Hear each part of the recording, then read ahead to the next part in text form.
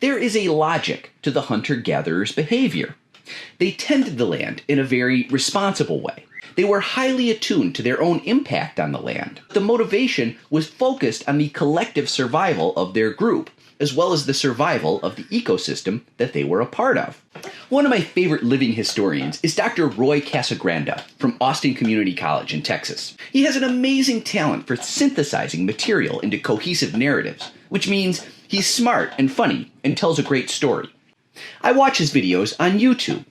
Recently, I heard him talk about the logic of hunter-gatherer societies, which made up about 450,000 years of human history before the last 13,000 years or so, when humanity began transitioning to agricultural societies. Casagranda says that hunter-gatherer societies would strive to be invisible on the landscape. The hunter-gatherer have a much closer connection to the land, as you might imagine. And like a population of rabbits can see its population surge during good times, the herd can also be wiped out by famine. The same logic applied to hunter-gatherers. As human beings with the capacity to reason, hunter-gatherers would try to steward the land. They were careful never to take more than nature would allow, because if you take too many deer, that herd might not bounce back next year. If you're careless about how many deer you take, it might be your group that gets wiped out the next year when there are no herds to be found. There is a logic to the hunter-gatherer's behavior. They tended the land in a very responsible way. They were highly attuned to their own impact on the land. It's true there was a strain of self-interest at play, but the motivation was focused on the collective survival of their group, as well as the survival of the ecosystem that they were a part of. This strategy worked so well that humankind was able to spread out over the entire surface of the planet over the course of hundreds of thousands of years. The only problem is that eventually the size of the human population began to reach the outer limits of what the ecosystem could sustain.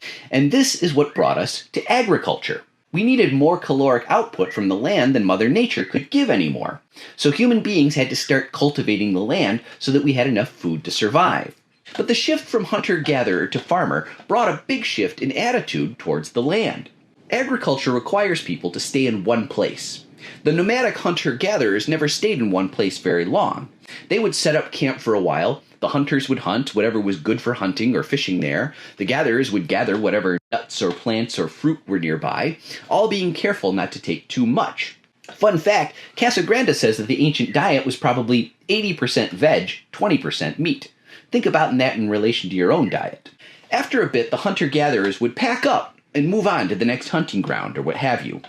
This lifestyle did not bring a large attachment to possessions, because anything you wanted to keep, you had to carry with you, dragging it around all year long with your other stuff. One imagines you get really Marie Kondo on your possessions when you have to bring them with you everywhere.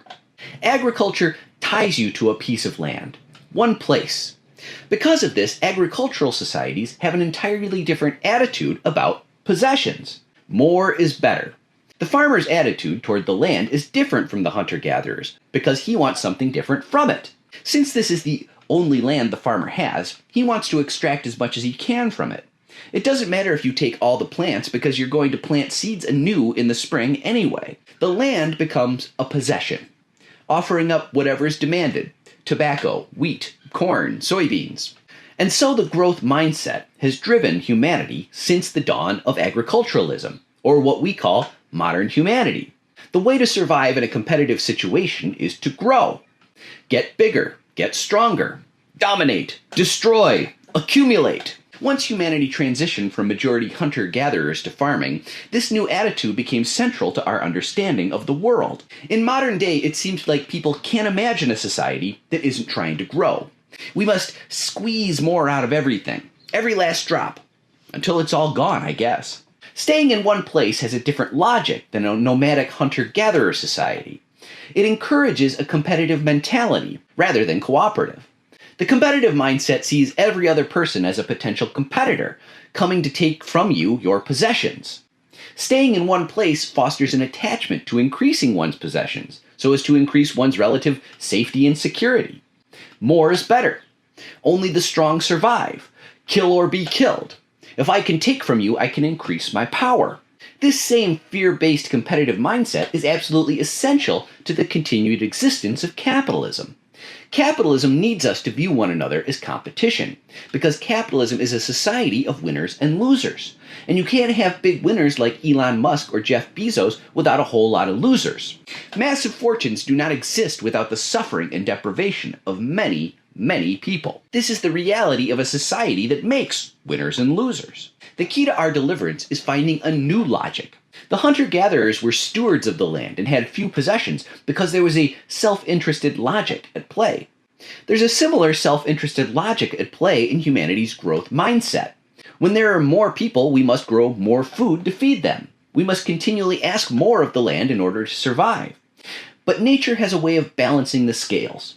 Mother Nature is merciless. Natural disasters are as dispassionate about millions of human deaths as millions of deer or monarch butterflies. And so humanity charges to some unknown vanishing point, driven by our own self-destructive logic. Grow until we can't grow anymore. Is it possible to find a new logic that blends the responsible stewardship of the hunter-gatherers with the modernity and technological advances that come with agriculture? The problem is the same as it ever was.